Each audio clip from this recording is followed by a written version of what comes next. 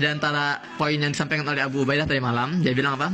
Pemerintah Netanyahu telah berbohong seperti yang sudah kalian buktikan sendiri, berbohong tentang nasib para tawanan, berbohong tentang jumlah tentara yang tewas.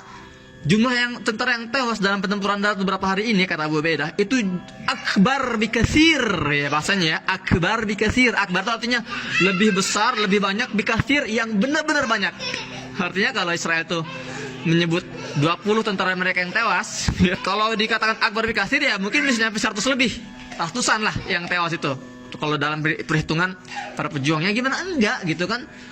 Sudah 20 lebih, sudah 130 lebih tank-tank baja dan kendaraan militer Israel itu yang hancur lebur di tangan para pejuang. Itu kita baru bicara pertempuran darat di wilayah selatan, ya, artinya di wilayah Gaza. Gimana dengan yang di wilayah utara tuh yang lagi dibantai juga oleh pasukan Hizbullah itu?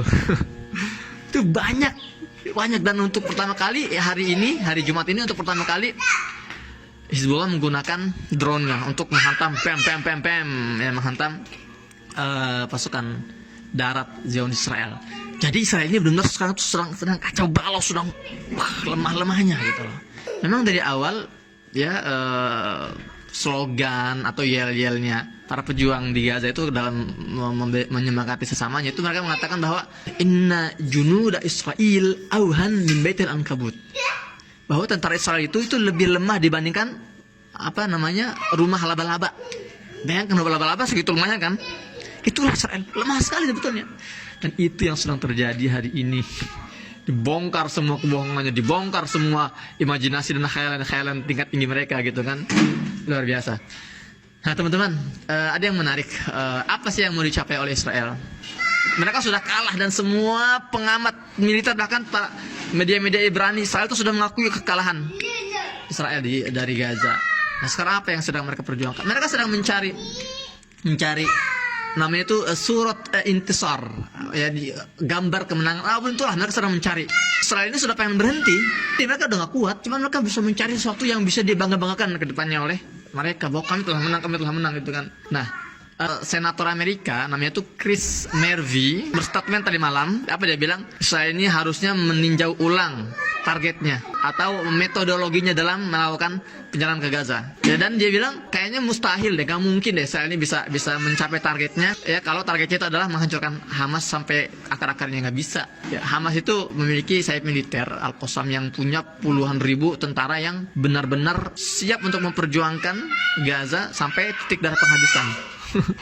Jadi sulit sekali ya. Kita lihat hasilnya sekarang, berbagai episode pertempuran darat di berbagai sisi, dari timur, dari wilayah barat, dari wilayah tenggara, dari wilayah barat laut, itu semua berhasil dimenangkan oleh para pejuang sejauh ini. Dan hebatnya apa kata Abu Ubaidah tadi malam, para pejuang ini berhasil menghancurkan tank-tank baja dari jarak 0, ya, kemudian juga menggunakan roket-roket Yasin 105, dan mereka semua berhasil kembali.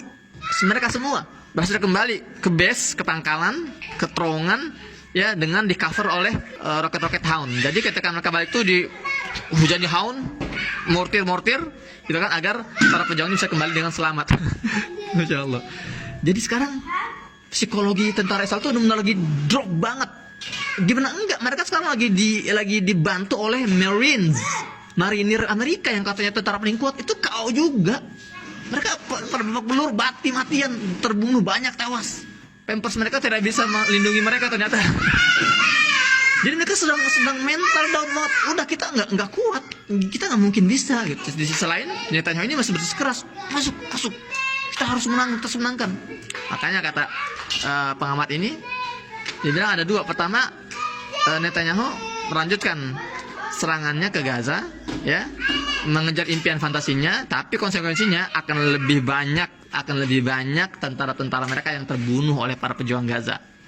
Ya, dan juga akan lebih banyak roket-roket para pejuang Gaza yang menghujani wilayah Tel Aviv dan sekitarnya. Itu pilihan pertama.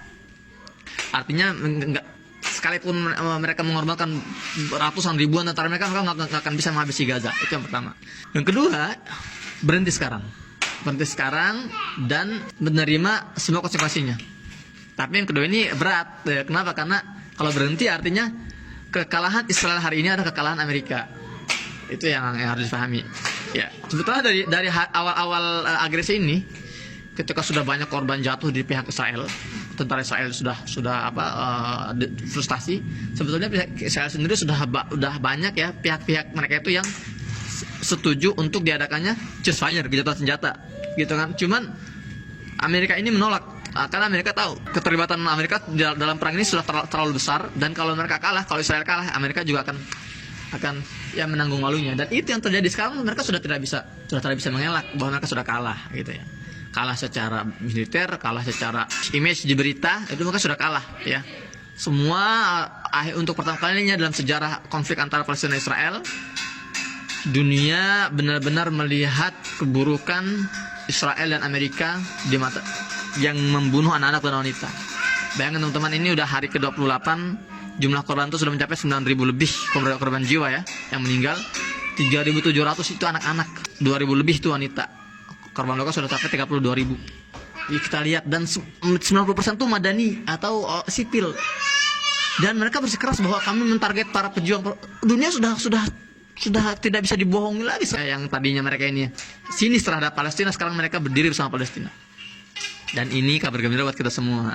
Kenapa? Karena ini adalah misi yang ingin dicapai oleh para pejuang di Gaza hari ini. Ya, itu misinya. Jadi memang para pejuang Gaza memahami banget bahwa pertempuran kali ini nggak akan bisa mereka akhiri dengan pembebasan Al-Aqsa secara instan, nggak bisa. Mereka tidak mengharapkan bahwa pertempuran hari ini bisa membebaskan wilayah Palestina secara instan, nggak. Tapi apa misi utama dari pertempuran kali ini, dari peperangan kali ini, operasi Taufan Al-Aqsa ini? Untuk memulai satu dari 3 langkah kehancuran Zionis. Sekali lagi, Taufan Al-Aqsa ini dilancarkan untuk memulai satu dari 3 langkah kehancuran Bani Israel. Dalam surat Al-Isra, ya, Allah berfirman ayat 7. Dan sebelum saya sampaikan, teman-teman, para pejuang Gaza ini ketika mereka tuh bergerak itu dasarnya selalu Al-Quran. Ketika mereka membuat misi, ketika mereka membuat planning itu dasarnya selalu Al-Quran.